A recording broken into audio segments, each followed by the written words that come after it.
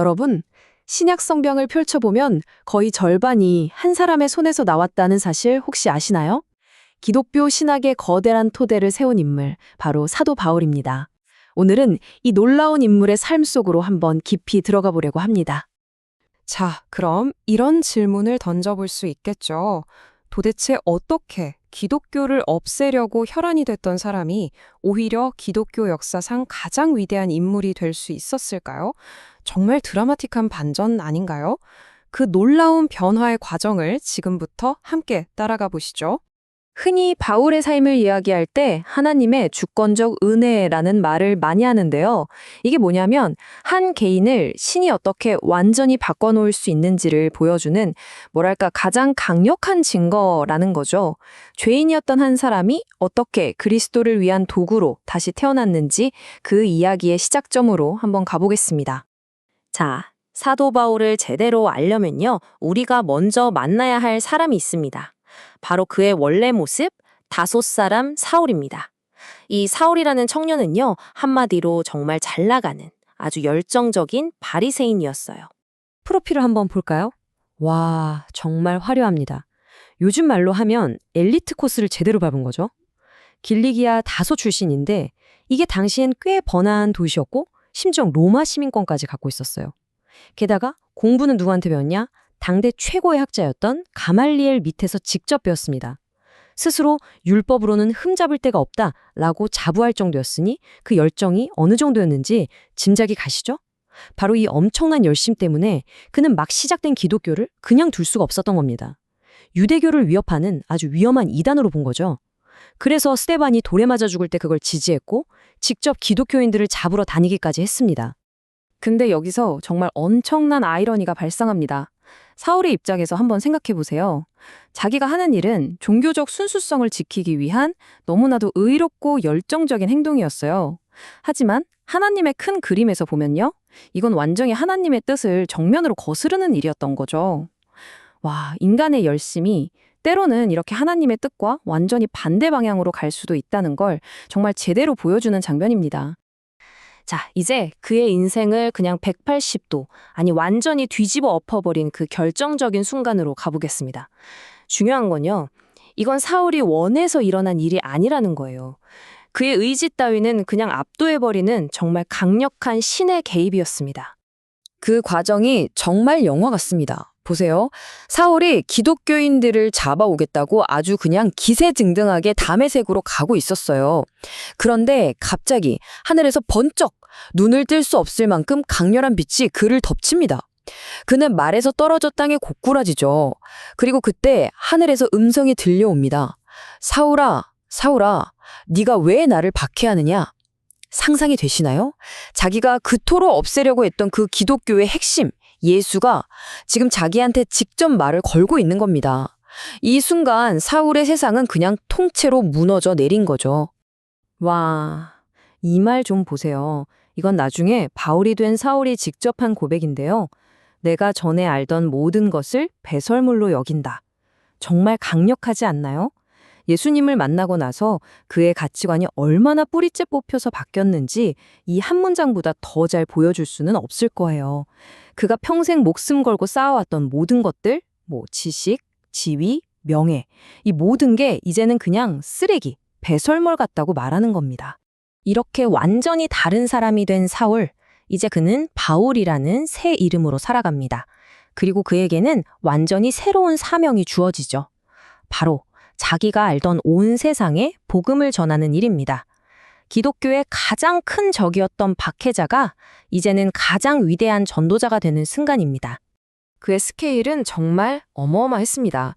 총 3번에 걸친 선교 여행을 떠났는데요. 한번 보세요. 1차 여행 때는 소아시아 전역을 휩쓸고 2차 때는 아예 유럽 대륙으로 건너갑니다. 그리고 3차 여행에 이르러서는 정말 광대한 지역을 다니면서 기존 교회들을 돌보고 또 새로운 교회들을 세워나가죠. 그냥 무작정 다닌 게 아니라 당시의 주요 도시들을 중심으로 아주 전략적으로 움직였어요. 그런데 말이죠. 이렇게 위대한 사역을 하는 동안 그가 겪었던 고난을 보면 정말 입이 떡 벌어집니다. 수도 없이 외를 맞고 감옥에 갇히고 타고 가던 배가 부서져서 바다에 표류하고 굶주리고 정말 온갖 죽을 고비를 다 넘겼어요. 근데 놀라운 건 이 모든 고난 속에서도 그는 단 한 번도 자기 사명을 멈추지 않았다는 겁니다. 그의 헌신이 얼마나 진짜였는지 알 수 있는 대목이죠. 자, 바울이 남긴 유산은 단순히 교회를 세운 것에서 그치지 않습니다. 어쩌면 이게 가장 중요할 수도 있는데요. 바로 그의 신학입니다. 그가 체계적으로 정리한 이 생각들이 나중에 마르틴 루터의 종교개혁을 일으키는 핵심적인 불씨가 되거든요. 바울 신학의 심장 딱 하나만 꼽으라면 바로 이겁니다. 이신층위. 말이 좀 어렵죠? 근데 정말 중요한 개념이에요. 아주 쉽게 풀어서 말하면 우리가 어떻게 신 앞에서 의로운 사람, 괜찮은 사람으로 인정받을 수 있는가에 대한 답이에요. 바울의 대답은 이거였습니다. 네가 율법을 잘 지키고 착한 일을 많이 해서가 아니라 오직 예수 그리스도를 믿는 그 믿음 하나만으로 가능하다. 이건 네가 쟁취하는 게 아니라 그냥 주어지는 선물이다. 와, 이 생각 하나가 기독교의 역사를 통째로 바꿔놓습니다. 자, 이 표를 보시면 그의 핵심 사상이 한눈에 들어옵니다. 오직 믿음, 즉 솔라 피데는 방금 설명드렸죠. 의로움은 믿음으로 받는 선물이라는 거. 그리고 전적 타락과 선택. 이건 좀 충격적일 수 있는데 모든 인간은 스스로를 구원할 힘이 제로고 구원은 전적으로 신의 선택에 달려있다는 생각이에요. 마지막으로 그리스도와의 연합. 이건 믿는 사람이 말 그대로 그리스도와 한 몸이 되어서 그와 함께 죽고 그와 함께 다시 살아나 완전히 새로운 인생을 산다는 개념입니다. 이런 깊은 내용들이 그가 쓴 편지들, 특히 로마서나 에베소서 같은 곳에 아주 잘 녹아 있습니다. 자, 이제 거의 다 왔습니다. 마지막으로 이 모든 위대한 일을 한 바울이 정작 자기 자신을 어떻게 생각했는지 한번 들여다보면서 이야기를 마무리해볼까 합니다. 특히 후대의 개혁주의나 청교도 사상가들이 그의 삶을 어떻게 봤는지도 함께 짚어볼게요. 이 고백 정말 놀랍지 않으세요? 기독교 역사상 이렇게 큰 영향을 미친 인물이 스스로를 뭐라고 불렀다고요? 나는 죄인 중에 괴수다. 즉, 죄인들의 우두머리, 보스라는 겁니다. 이게 무슨 뜻일까요? 그가 하나님의 은혜가 얼마나 큰지를 알면 알수록 자기가 과거에 저질렀던 죄, 즉 교회를 박해했던 그 일이 얼마나 끔찍한 것이었는지를 더 사무치게 깨달았다는 거예요. 진짜 경건함은 나 잘났어가 아니라 나는 정말 아무것도 아니구나를 아는 데서 시작된다는 걸 그의 삶이 그대로 보여주는 거죠. 그는 절대 자기를 위대한 리더라고 생각하지 않았어요. 오히려 늘 그리스도의 종, 심지어는 노예라고 불렀습니다. 그리고 정말 이 마지막 일화를 보면 알 수 있는데요. 로마 감옥에서 이제 곧 죽음을 앞둔 그 순간에 그가 제자에게 부탁한 게 뭔지 아세요? 바로 내 책들, 특히 양피지에 쓴 것들 좀 가져다 달라 였습니다. 그 양피지가 바로 성경이었죠. 죽음 바로 앞에서도 그의 머릿속은 온통 말씀 생각뿐이었던 겁니다. 그래서 만약 누군가 저에게 사도 바울의 인생과 그의 모든 신학을 딱 한 문장으로 요약해달라고 한다면 저는 주저없이 이 문장을 꼽을 겁니다. 나의 나 된 것은 하나님의 은혜로 된 것이니 지금의 내가 있는 것, 내가 해온 모든 일들, 그 어느 것 하나 내 힘으로 된 게 없고 전부 다 하나님의 은혜 덕분이라는 이 고백, 이것이 바로 사도 바울이라는 인물의 모든 것을 설명해주는 한 문장입니다.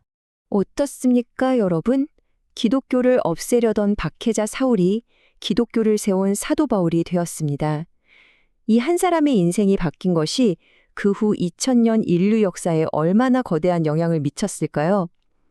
오늘 이 이야기를 통해 한 사람이 변화한다는 것이 세상을 얼마나 바꿀 수 있는지 그 무한한 가능성에 대해 한 번쯤 생각해 보시는 건 어떨까요? 오늘 이야기는 여기까지입니다.